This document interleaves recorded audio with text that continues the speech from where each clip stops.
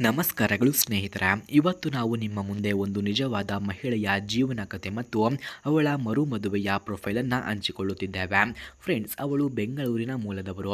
ವಯಸ್ಸು 34 ವರ್ಷ.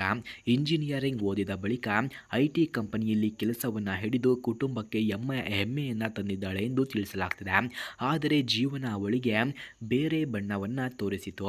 ಮದುವೆಯಾದ ಕೆಲವೇ ವರ್ಷಗಳಲ್ಲಿ ಗಂಡನೊಂದಿಗೆ ಹೊಂದಾಣಿಕೆಯನ್ನು ಸಿಗದೆ ಅವಳ ಜೀವನದ ಬಾಗಿಲಲ್ಲಿ ನೋವಿನ ದಿನಗಳು ಹರಿದು ಬಿಟ್ಟವು ಎಂದು ತಿಳಿಸಿದ್ದಾರೆ. ಕಾಲ ಬದಲಾಯಿಸಬಹುದು, ಆದರೆ ಹೃದಯದ ಗಾಯಗಳು ಸುಲಭವಾಗಿ ಮಾಯವಾಗುವುದಿಲ್ಲ. ಅವಳು ಒಂದು ಹಂತದಲ್ಲಿ ಒಂಟಿತನವನ್ನು ತನ್ನ ಬದುಕಿನ ಅಡಚಣೆಯನ್ನ ಎಂದುಕೊಂಡಿದ್ದಳು. ಆದರೆ ಇಂದು ಅವಳು ಧೈರ್ಯದಿಂದ ನಿಂತಿದ್ದಾಳೆ. ಜೀವನ ಇನ್ನೂ ಮುಗಿದಿಲ್ಲ. ಇನ್ನು ಪ್ರೀತಿ, ಗೌರವ ಮತ್ತು ಒಳ್ಳೆಯತನದಿಂದ ಕೂಡಿದ ಹೊಸ ಹಾದಿ ಕಾದಿದೆ ಎನ್ನುವ ನಂಬಿಕೆಯಲ್ಲಿ ಬದುಕುತ್ತಿದ್ದಾಳೆ. ಹಾಗೆ ಸ್ನೇಹಿತರೆ, ಇವರಿಗೆ ಈಗ ಒಬ್ಬ ಸಂಗಾತಿ ಕೂಡ ಬೇಕಂತೆ. ಯಾರಾದರೂ ಇದ್ದರೆ ಒಬ್ಬನು ಕರೆ ಮಾಡಿಕೊಂಡು ಬನ್ನಿ ಎಂದು ಕೇಳಿಕೊಂಡಿದ್ದಾರೆ.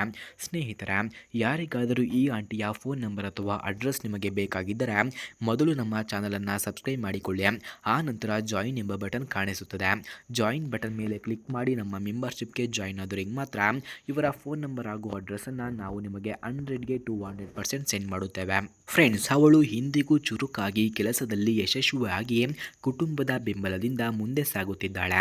ಅವಳಿಗೆ ಬೇಕಾದುದು ದೊಡ್ಡ ಆಸ್ತಿ, ದೊಡ್ಡ ಸ್ಥಾನವಲ್ಲ.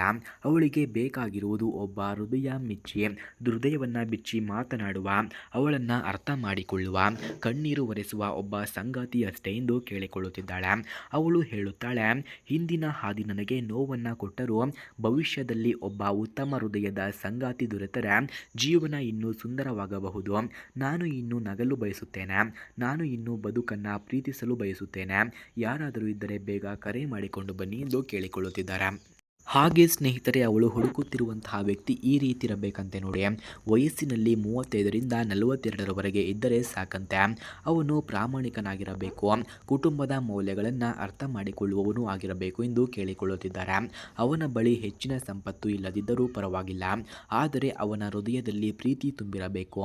ಮರುಮದುವೆಯ ಹಾದಿ ಸುಲಭವಲ್ಲ, ಆದರೆ ನಿಜವಾದ ಒಡನಾಟ, ನಂಬಿಕೆ, ಗೌರವ ಇದ್ದರೆ ಜೀವನ ಮತ್ತೆ ಹೂ ಬಿಡುತ್ತದೆ ಎಂದು ಕೂಡ ಅವರು ತಿಳಿಸಿದ್ದಾರೆ. ಫ್ರೆಂಡ್ಸ್, ಯಾರಿಗಾದರೂ ಅವಳ ಜೀವನದ ಈ ನೋವು ಹಾಗೂ ಅವಳ ಕನಸಿನ ಬಯಕೆ ಅರ್ಥವಾದರೆ ಮತ್ತು ನಿಜವಾಗಿಯೂ ಸಂಪರ್ಕ ಬೇಕಿದ್ರೆ ಬಂದು ಸಂಪರ್ಕಿಸಬಹುದು. ಯಾರಾದರೂ ಇದ್ದರೆ ಬೇಗ ಬನ್ನಿ ಎಂದು ಕೂಡ ಕೇಳಿಕೊಂಡಿದ್ದಾರೆ. ಫ್ರೆಂಡ್ಸ್, ಯಾರಿಗಾದರೂ ಇಂತಹ ಆಂಟಿಯ ಫೋನ್ ನಂಬರ್ ಅಥವಾ ಅಡ್ರೆಸ್ ನಿಮಗೆ ನಿಜವಾಗಿಯೂ ಬೇಕಾಗಿದ್ದರೆ ಮೊದಲು ನಮ್ಮ ಚಾನಲನ್ನು ಸಬ್ಸ್ಕ್ರೈಬ್ ಮಾಡಿಕೊಳ್ಳಿ. ಆ ನಂತರ ಜಾಯಿನ್ ಎಂಬ ಬಟನ್ ಕಾಣಿಸುತ್ತದೆ.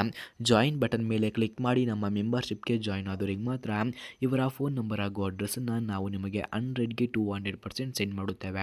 ಧನ್ಯವಾದಗಳು.